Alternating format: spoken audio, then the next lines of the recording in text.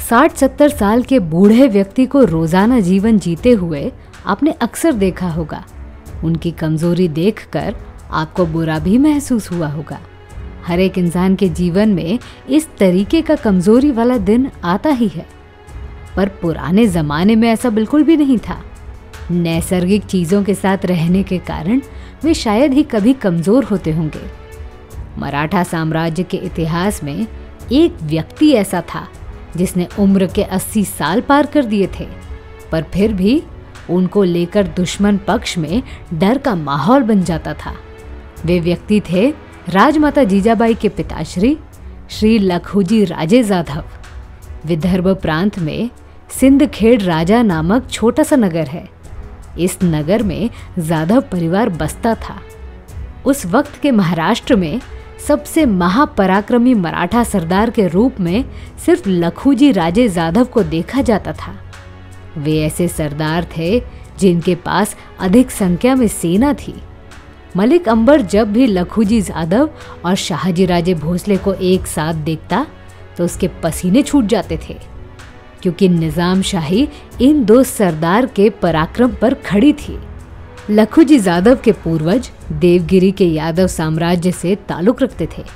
अलाउद्दीन खिलजी के रूप में दक्कन पर पहली बार यवनों ने हमला किया। ऐसे में गौरवशाली यादव साम्राज्य टूट गया। राजवंश के लोग महाराष्ट्र के अलग अलग प्रांत में बस गए। उनमें से एक थे लखुजी जाधव के पूर्वज।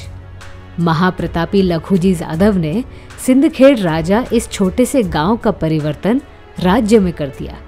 हालांकि निजाम शाही की नजर उन पर पड़ी और वे निजाम में शामिल हो गए।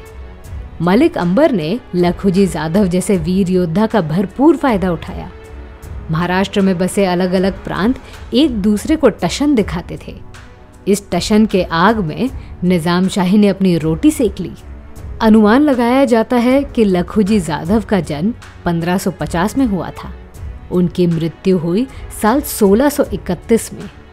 उनके मृत्यु के पीछे उन लोगों का हाथ था जिनके लिए लखुजी जाधव अपनी जान भी देने को तैयार थे। उनके लिए उन्होंने अपने दामाद से भी दुश्मनी मोल ली थी। जी हाँ, खुद निजाम शाह ने लखुजी जाधव का कत्ल करवाया था, वो भी बीच दरबार में। निजाम शाही के इस बर्ताव के कारण शाहजी राजे भी अहमदनगर सल्तनत बचा नहीं पाए। इस बीच खुद मुगलों ने मिलकर निजाम शाह के एक एक वंशजों को पकड़ पकड़ कर मार दिया। वो दौर ऐसा था जहां ये बताना मुश्किल है कि कौन किसका दुश्मन होगा। उस वक्त के मराठे निजाम शाही के मुट्ठी में थे, पर निजाम शाही की मुट्ठी कमजोर थी। इसका फायदा मुगलों ने उठाया। लखुजी राजे जाधव की मृत्यु के पीछे मलिक अंबर का भी बड़ा हाथ हो सकता है। हालांकि उस वक्त मलिक अंबर जिंदा नहीं था, पर अपने अंत समय में मलिक अंबर ने मराठों के बीच दरार पैदा कर दी थी। मराठे एक दूसरे से लड़ने लगे। आदिल शाह निजाम शाह को खत्म करना चाहते थे, तो मुगल को इन दोनों को खत्म करना था। पर मुगल के पक्ष में मराठे होने चाहिए, ये दिल्ली का बादशाह चाहता था। ऐसे में लखुजी जाधव ने मुगलों का दामन थामा।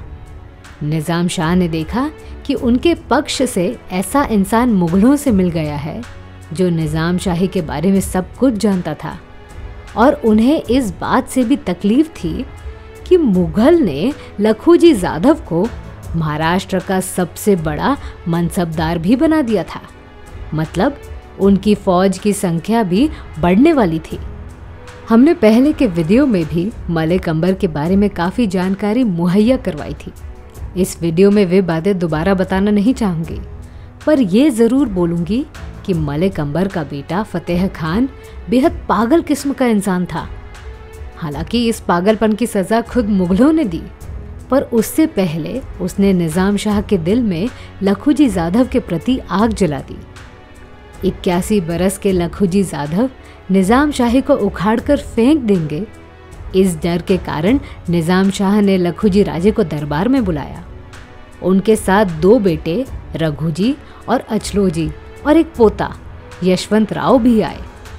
दौलताबाद का मशहूर किले में इन 4 लोगों के पीछे से कुछ लोग आए और कुछ पल में ही चारों का कत्ल हुआ।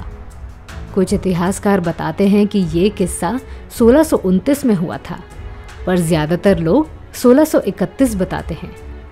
इतिहास में हुई इस घटना का बदला मराठा साम्राज्य के तीनों छत्रपति ने अपने अपने समय में लिया।